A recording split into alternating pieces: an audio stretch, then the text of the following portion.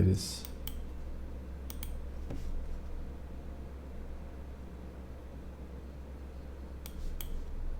A colleague named Gulag Kulak, which might be nom de plume, I don't know, sent Gulag me a link to a Kulak. very good view of the recent Iranian hypersonic missile attack against Israel. The video clip is playing on a loop here. The missile might be a Fatah 1 missile, which is produced by Iran and is advertised to fly between Mach 13 and 15. The video clip is interesting to me for two reasons. Firstly, because the plasma sheath is visible, which I mentioned in an earlier video about plasma sheath. And secondly, because there is an explosion just before the missile hits the ground.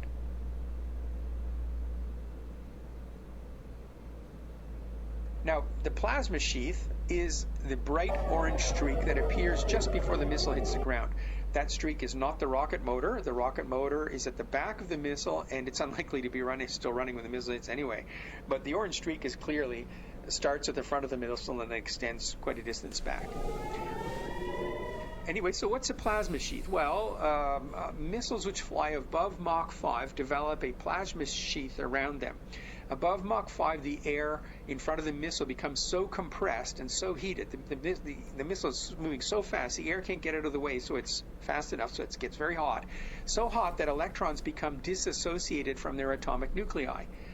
And this is arguably the defining characteristic of a metal. Electrons aren't bound to single atoms, so there's a kind of a sea of electrons freely moving and circulating among atomic nuclei. And that's why metals are conductive, and so is a plasma conductive.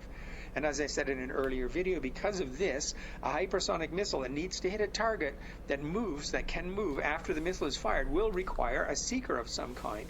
And it could use either an RF or an IR seeker, or in principle, I suppose, a TV seeker. But the missile will have to slow down to below Mach 5 for that to work. And the reason is because the plasma is conductive, no microwave signal can get out of the radome or into the radome because the plasma is like a metal. And since it's hot, about 5,000 degrees above Mach 5, an IR sensor will be blind. And this one didn't slow down, and in my opinion, it can't have an RF seeker or a seeker of any kind. But that makes sense also because this missile is intended to hit a ground target and evidently a power station. And Gulag pointed out something else that I hadn't seen before, and haven't heard anybody mention. If you step through the video clip, there is a definite explosion which occurs just before the missile hits the ground. And he suggested that maybe this is the missile shedding a ceramic radome in order to reduce its susceptibility to cross-pole jamming. And I think it's an interesting theory and thought process, but I don't think that's right, because the explosion happens so close to the ground that a jammer, if one were operating, cannot possibly change the flight trajectory of the missile after the explosion. And frankly, neither could a seeker help the missile hit the target that late if it had a seeker. I mean, imagine the energy required to change direction of that missile at Mach 13 and the number of G's it would have to pull. And in that video, that missile is going where it's pointed after the explosion. And in any case, I don't see an RF seeker being useful against a ground target in any case, because with the possible exception of an imaging RF seeker, but that's a different subject. I can see at least three possibilities to explain the pre-impact explosion. It could be that the missile malfunctioned, or the missile was by luck intercepted. But given the incredible timing of the explosion, these things seem unlikely.